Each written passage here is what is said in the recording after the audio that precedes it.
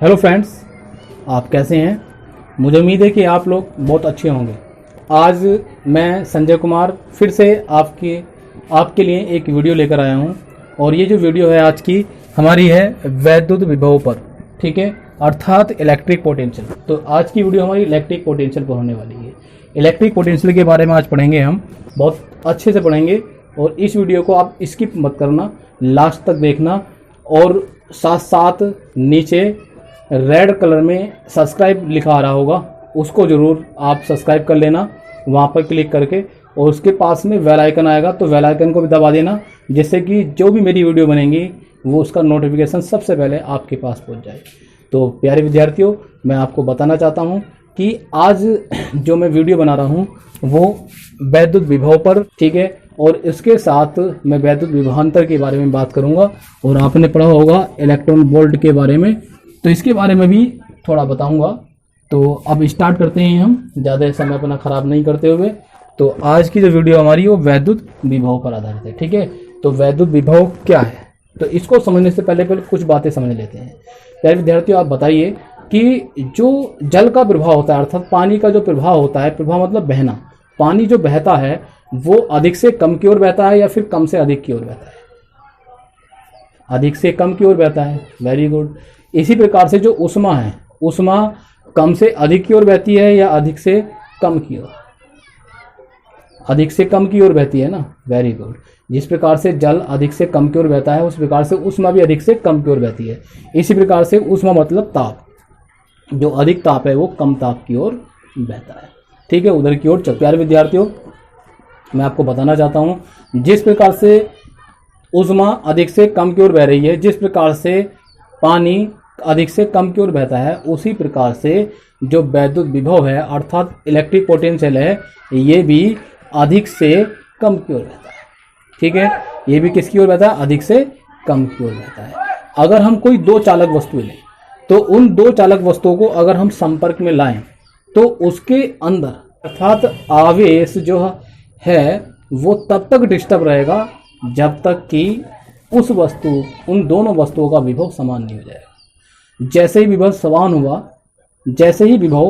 हुआ वैसे ही इलेक्ट्रॉनों अर्थात वहाँ पर जो चार्ज हैं, वो चार्ज जो एक दूसरे में ट्रांसफ़र हो रहे हैं, उनका आदान प्रदान होना बंद हो जाता है, बराबर हो जाते हैं। किस प्रकार से? तो प्यारे विद्यार्थियों, मैंने आपको आवेश वाले चैप्टर में बताया था कि यदि ऋणावेश है और धनावेश है तो ये क्यों होते हैं? इलेक्ट्रॉनों की अधिकता है तो ऋणावेश है वस्तु, इलेक्ट्रॉनों की कमी है तो धनावेश वस्तु है। यही चीज़ मैंने आपको वहाँ पर बताई थी। वैसे ही यहाँ पर जो आवेशों का आदान प्रदान होता है अर्थात आवेश जो अधिक से कम की ओर चलता है, इसकी दिशा का निर्धारण विभव करता है। कौन से आवेश का? धन आवेश का। धन आवेश अर्थात वैद्युत धन आवेश का जो प्रभाव होता है वस्तु के अंदर, उसकी दिशा का जो निर्धारण करता है वो वैद्युत विभव करता है, अर्थात इलेक्ट्रिक पोटेंशियल करता है। वही वो इलेक्ट्रिक पोटेंशियल होता है। अब ये जो इलेक्ट्रिक पोटेंशियल है ये कैसे निर्धारण करता है? आप अगर समझ रहे हैं मेरी बात को, तो जैसे पानी का बहना अधिक से कम की ओर जो पानी बहता है वो पानी की मात्रा पर निर्भर नहीं करता है। ऊष्मा का अधिक से कम की ओर बहना ऊष्मा की मात्रा पर निर्भर नहीं करता है। उसी प्रकार से आवेशों का बहना भी आवेशों की मात्रा पर निर्भर नहीं करता है। तो निर्भर किस पर करता है? ये निर्भर करता है विभव पर। किस पर निर्भर करता है? विभव पर। अब विभव पर कैसे निर्भर करता है? यदि धन आवेश है तो धन आवेश अधिक विभव से कम विभव की ओर बहेगा, अधिक विभव से कम विभव की ओर बहेगा, ध्यान रखना, उधर की ओर प्रभावित होगा। यदि ऋण आवेश है तो कम विभव से अधिक विभव की ओर प्रभावित होगा। बात समझ लेना। जैसे अभी मैंने थोड़ी देर पहले बात बताई थी कि अगर धन आवेश है तो इलेक्ट्रॉनों की वहां पर क्या है? कमी है। यदि ऋण आवेश है तो इलेक्ट्रॉनों की क्या है वहां पर? अधिकता।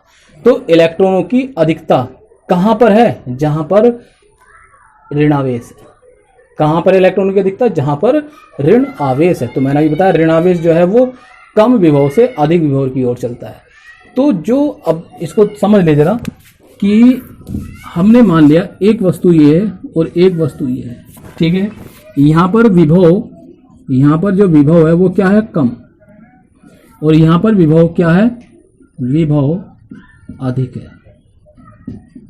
यहाँ पर विभव क्या है, इसमें अधिक। इन दोनों को संपर्क में लेकर आए हम, तो इनमें जो आदान प्रदान हुआ वो किसका हुआ, क्योंकि ये जो विभव है ये किसकी बात करता है, किस पर निर्भर करता है, किसका निर्धारण करता है, ये निर्धारण करता है धन आवेश के प्रवाह की दिशा का, कि धन आवेश के प्रवाह की दिशा का। जब ये विभव यहाँ पर अधिक है तो ऑलरेडी आप बात समझ गए होंगे कि यहाँ पर धन आवेश क्या है, अधिक है।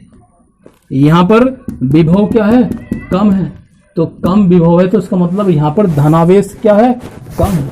यहाँ पर जो धन आवेश है ये क्या है, कम, ये क्या है यहाँ पर अधिक। बात को समझ लेना मेरी अच्छे से, ठीक है। यहाँ पर ये जो धन आवेश है ये क्या है, यहाँ पर अधिक, यहाँ पर धन आवेश क्या है, कम। विभव मतलब धन आवेश, विभव मतलब धन आवेश, तो धन आवेश यहाँ पर क्या है, अधिक, और यहाँ पर धन आवेश क्या है, कम। अब मैंने अभी बात बताई कि यदि धन आवेश प्रभावित हो रहा है तो वो कैसे प्रभावित होता है, धन आवेश प्रभावित होता है अधिक विभव से कम विभव की ओर। तो ये आवेश किधर की ओर प्रभावित होगा, इधर की ओर, क्योंकि विभव अधिक है ना, तो विभव अधिक विभव किधर की ओर प्रभावित होता है, कम विभव की ओर, यानी कि कम विभव की ओर। जब ये प्रभावित हो रहा है इसका मतलब आवेश, धन आवेश प्रभावित होगा कम विभव की ओर, कम विभव की ओर, अधिक से कम की ओर। बात करें इसकी उल्टी, बात क्या करें, उल्टी बात करें। यदि यहाँ पर धन आवेश अधिक है तो ऑलरेडी आपको बात समझ में आ गई होगी कि जो ऋण आवेश है वो क्या होगा, कम होगा। कम होगा या नहीं होगा। यहाँ पर धन आवेश कम है, कैसा है यहाँ पर, कम, तो यहाँ पर जो ऋण आवेश है वो क्या होगा, अधिक। क्या होगा यहाँ पर, अधिक होगा, होगा या नहीं। अब इनका संतुलन कैसे होगा, तो ये भी तो अपने आप को एक दूसरे को बराबर करेंगे ना, तो ये बराबर करेंगे तो इसका मतलब क्या है कि जो ऋण आवेश है वो कहाँ जाएगा, कम की ओर जाएगा। ऋण आवेश कहाँ जाएगा, कम की ओर। अब देखो इधर विभव तो कैसा है, अधिक है ना, और इधर विभव कैसा है, कम, तो ऋण आवेश कहाँ गया, कम विभव से अधिक विभव की ओर। कहां पर जा रहा है ऋण आवेश, कम विभव से अधिक विभव की ओर, और धन आवेश कहां जा रहा है, अधिक विभव से कम विभव की ओर। बात समझ में आ रही है नहीं। तो प्यारे विद्यार्थियों, इसको बात को बहुत अच्छे से समझ लेना। इसी के आधार पर बात करते हैं हम वैद्युत विभव। देखो अगर कोई चार्ज है, कैसा चार्ज है, धनात्मक, कोई बिंदु O है, इस बिंदु O पर कोई चार्ज अर्थात कोई आवेश धन आवेश रखा, तो इसका मतलब है कि इसके चारों तरफ एक वैद्युत क्षेत्र उत्पन्न हो जाएगा। मैंने आपको पहले पढ़ाया था स्टार्टिंग वाले चैप्टर में, ठीक है। तो क्या हो जाएगा, इसके चारों तरफ वैद्युत क्षेत्र उत्पन्न हो जाएगा। अब इस वैद्युत क्षेत्र के भीतर ही कोई बिंदु मान लें A। अब इस बिंदु A, अब हम देखेंगे जो बिंदु O पर आवेश रखा है तो इसका प्रभाव कहाँ हो रहा है, सॉरी, जो बिंदु O पर आवेश रखा है धन आवेश, तो ये धन आवेश कहाँ तक प्रभावी है, अर्थात ये जो बल लगा रहा है अपना, कौन सा बल लगा रहा है, प्रतिकर्षण बल। अगर सिंगल है ना ये, तो ये क्या लगा रहा है, प्रतिकर्षण बल लगा रहा है, धन आवेश है, धन आवेश बाहर की ओर बल लगा रहा है, प्रतिकर्षित कर रहा है, ऐसा करके प्रतिकर्षण बल लगा रहा है, ठीक है। प्रतिकर्षण बल लगा रहा है बाहर की ओर, बाहर की ओर प्रतिकर्षण बल F लगा। तो अगर कोई मान लिया ये इससे अनंत पर, ये अनंत है, ऐसा करके अनंत है, इस अनंत पर कोई धन परीक्षण आवेश, धन परीक्षण आवेश Q नॉट, कोई धन परीक्षण आवेश Q नॉट रखा है, इस Q नॉट को इस बिंदु तक लाए, तो इस बिंदु तक लाने में क्या होगा कि ये जो आवेश है इस बिंदु पर, जो इस आवेश के कारण प्रतिकर्षण बल लग रहा है उसके विरुद्ध कार्य करेगा। क्या करेगा, उसके अपोजिट वर्क करेगा, उसके विरुद्ध कार्य करेगा। जो इसके विरुद्ध ये कार्य करेगा वो कार्य और इस आवेश का अनुपात ही वैद्युत विभव अर्थात इलेक्ट्रिक पोटेंशियल कहलाता है, यानी कि V = W/Q नॉट। यही क्या है, इलेक्ट्रिक पोटेंशियल। यहीं से इसकी परिभाषा निकल जाती है कि कैसे निकलेगी कि यदि कोई धन परीक्षण आवेश वैद्युत क्षेत्र के भीतर यदि कोई धन परीक्षण आवेश अनंत से वैद्युत क्षेत्र के भीतर किसी बिंदु तक लाने में जो किया गया कार्य है उसे ही हम कहते हैं वैद्युत विभव। शॉर्ट में परिभाषा, इसकी परिभाषा इस सूत्र के अनुसार परिभाषा कैसे होगी? तो इस सूत्र के अनुसार परिभाषा होगी कि वैद्युत क्षेत्र के भीतर किसी बिंदु तक अनंत से किसी धन परीक्षण आवेश को लाने में किया गया कार्य और धन परीक्षण आवेश की निष्पत्ति अर्थात उनका अनुपात ही वैद्युत विभव कहलाता है। क्या कहलाता है? वैद्युत विभव अर्थात इलेक्ट्रिक पोटेंशियल कहलाता है। इलेक्ट्रिक पोटेंशियल को V से प्रदर्शित करते हैं। किससे करते हैं? V से प्रदर्शित करते हैं और V इक्वल टू होता है W/Q0। यही इलेक्ट्रिक पोटेंशियल है। W का जो मात्रक होता है वो जूल होता है। W क्या है? कार्य का मात्रक जूल। Q0 क्या है? आवेश का मात्रक कूलाम। तो इसका जो मात्रक हो गया, किसका मात्रक? वैद्युत विभव का जो मात्रक हो गया वो हो गया जूल प्रति कूलाम। जूल प्रति कूलाम इसका मात्रक होता है। अब बात करते हैं इसकी बीमा की। तो इसकी बीमा हम यहीं से निकाल सकते हैं। तो देखो किस प्रकार से निकालेंगे। तो हमारा जो मात्रक आया V का वो आया जूल प्रति कूलाम। तो जूल प्रति कूलाम को चेंज करें। देखो जूल को लिखते हैं हम न्यूटन मीटर और कूलाम को लिखते हैं एम्पियर सेकंड। ठीक है ना, यही तो होता है। जूल न्यूटन मीटर के बराबर होता है और कूलाम एम्पियर सेकंड के बराबर होता है। ठीक है, एक जूल एक न्यूटन मीटर कूलाम, एक न्यूटन मीटर और कूलाम एक एम्पियर सेकंड। तो इसको चेंज कर लेंगे बराबर। देखो ये जो न्यूटन है, न्यूटन को करेंगे, न्यूटन बराबर होता है किलोग्राम मीटर प्रति सेकंड स्क्वायर। ठीक है, ये किसके बराबर होता है? न्यूटन बराबर होता है किलोग्राम मीटर प्रति सेकंड स्क्वायर के बराबर। ठीक है, बचा क्या यहाँ पर? मीटर। इस मीटर को भी लिख देंगे। ठीक है, इस मीटर को भी हमने लिख दिया यहाँ पर। बटे क्या है हमारा? Ampere second. एम्पियर सेकंड को ऐसे लिख देंगे एम्पियर इंटू सेकंड। अब इसको चेंज कर लेंगे। देखो किलोग्राम ऐसे लिख दिया, मीटर ऊपर है और ऊपर ही मीटर है, ये तो मीटर मीटर गुना हो गई तो कितना हो गया? मीटर की घात 2। सेकंड स्क्वायर ये नीचे है, बटे में है तो ये नीचे पहुंच जाएगा। तो बटे एम्पियर इंटू सेकंड, एक ऑलरेडी पहले नीचे है और 2 ऊपर है तो कितना हो गया? सेकंड की घात 3। तो अब इसको लिख देंगे बीमा के रूप में। तो बीमा के रूप में कैसे लिखेंगे? किलोग्राम यानी कि द्रव्यमान की बीमा होती है m।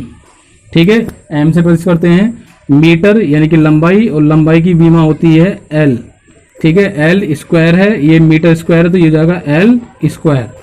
ठीक, अपॉन में, अब अपॉन में लिखेंगे इसकी बीमा। एम्पियर को ऐसे ही रहने देंगे, इनटू एम्पियर को a से, कैपिटल A से ही प्रदर्शित करते हैं और सेकंड को कैपिटल T से प्रदर्शित करते हैं। और यहाँ घात 3 है तो इस पर भी घात 3 लग जाएगी इस प्रकार से। अब इसको एक साथ लिख लेंगे, इसको ऊपर पहुंचा देंगे। तो ये m l की घात 2, ये t को पहले पहुंचाएंगे तो t नीचे है, नीचे से ऊपर जाएगी तो घात कैसे हो जाती है? माइनस में, माइनस की घात 3 और a ऊपर जाएगा तो a की घात -1, क्योंकि नीचे 1 घात है इसकी। ठीक है, प्लस में और ऊपर जाकर माइनस में हो जाएगी। तो ये इसकी बीमा हो जाएगी वैद्युत विभव की m l स्क्वायर t की घात -3 a की घात -1। ये क्या है? वैद्युत विभव अर्थात इलेक्ट्रिक पोटेंशियल। अब बात करते हैं हम कि जो वैद्युत विभवांतर होता है अर्थात electric potential difference. Electric potential difference क्या होता है? ठीक है, डिफरेंस को अगर हम देखें तो जैसे हमने अभी बात करी ना इसकी, तो एक बिंदु से, इस वाले बिंदु से अगर कोई धन परीक्षण आवेश वैद्युत क्षेत्र के भीतर ही, अब अनंत से नहीं ला रहे हम, वैद्युत क्षेत्र के भीतर एक बिंदु से दूसरे बिंदु तक, हमने कोई दूसरा बिंदु B मान लिया यहाँ पर, तो एक बिंदु से दूसरे बिंदु तक वैद्युत क्षेत्र के भीतर ही एक बिंदु से दूसरे बिंदु तक लाने में जो किया गया कार्य है, ठीक है, वही वैद्युत विभवांतर कहलाता है। क्या कहलाता है? वैद्युत विभवांतर। एक बिंदु से दूसरे बिंदु तक लाने में किया गया कार्य और उस धन परीक्षण आवेश की निष्पत्ति अर्थात उसका अनुपात वैद्युत विभवांतर कहलाता है। वैद्युत विभवांतर, इस पे कितना होगा? वैद्युत विभव VA, इस पर कितना होगा? VB, तो हो जाएगा VA VB, क्योंकि इधर की ओर ला रहे हैं तो VB माइनस VA, VA बराबर होगा कितना हो जाएगा? W अपॉन Q0, ये इस प्रकार से ये क्या होगा, वैद्युत विभवांतर। ठीक है, हमने क्या बात करी, वैद्युत विभव की, तो हमने क्या देखा यहाँ पर, वैद्युत विभवांतर की परिभाषा भी यहीं से निकल आई है। तो वैद्युत विभवांतर की जो मात्रक है वो भी यही होगा, जो वैद्युत विभव का मात्रक है जूल प्रति कूलम्ब। जब ये मात्रक है तो इसकी विमा भी यही होगी, जो इसकी विमा है ml² T⁻³ A⁻⁻1। ठीक, तो अब प्यारे विद्यार्थियों बात करते हैं इलेक्ट्रॉन वोल्ट की। तो इलेक्ट्रॉन वोल्ट के बारे में मैंने बताया था आपको कि इलेक्ट्रॉन वोल्ट क्या होता है। ठीक है, इसके बारे में थोड़ा सा समझ लेते हैं। इलेक्ट्रॉन वोल्ट क्या है। ठीक है, इलेक्ट्रॉन वोल्ट वह ऊर्जा है। ठीक है ना, इलेक्ट्रॉन वोल्ट वह ऊर्जा है जो किसी इलेक्ट्रॉन को 1 वोल्ट, कितना, 1 वोल्ट विभवांतर देने पर त्वरित होकर ऊर्जा अर्जित करता है। यानी कि एक इलेक्ट्रॉन, उसको अगर हम 1 वोल्ट विभवांतर दें और 1 वोल्ट विभवांतर देने पर जो इलेक्ट्रॉन है वो त्वरित होगा, और त्वरित होने पर जितनी भी ऊर्जा अर्जित करेगा उस ऊर्जा को ही हम कहेंगे इलेक्ट्रॉन वोल्ट। 1 इलेक्ट्रॉन वोल्ट ये ऊर्जा का सबसे छोटा मात्रक होता है। ठीक है, इससे बड़े मात्रक भी होते हैं, किलो इलेक्ट्रॉन वोल्ट। ठीक है, मेगा इलेक्ट्रॉन वोल्ट। ठीक, kilo electron volt, mega electron volt. Electron volt जो होता है, 1 इलेक्ट्रॉन वोल्ट बराबर होता है 1.6 × 10⁻⁻19 जूल के। ठीक है, किसके बराबर होता है 1 इलेक्ट्रॉन वोल्ट, 1.6 × 10⁻⁻19 जूल के। ठीक है, 19 जूल के बराबर होता है। इसी प्रकार से जो किलो में की बात करें तो ये होता है 1.6 × 10⁻⁻19 × 10⁻³ की मल्टीप्लाई और हो जाएगी, किलो में है। ठीक है ना, तो 3 ये घट जाएंगे तो ये हो जाएगा 1.6 × 10⁻⁻19 है, प्लस के 3 है तो कम कर देंगे, -16 जूल के बराबर। ठीक है, इसी प्रकार से मेगा की बात करें तो मेगा होगा 1.6 × 10⁻⁻19 × 10⁻6। ठीक है, यहाँ 6 से मल्टीप्लाई हो जाएगी तो ये हो जाएगा 1.6 × 10⁻6 कम कर दो तो -13 जूल के बराबर हो जाएगा। ठीक है, इस प्रकार से तो ये इलेक्ट्रॉन वोल्ट की बात कर रहे हैं। ठीक है, ये होता है इलेक्ट्रॉन। तो प्यारे विद्यार्थियों, आज की हमारी वीडियो यहीं पर समाप्त होती है। आपने अपना एक कीमती समय दिया, इसके लिए धन्यवाद।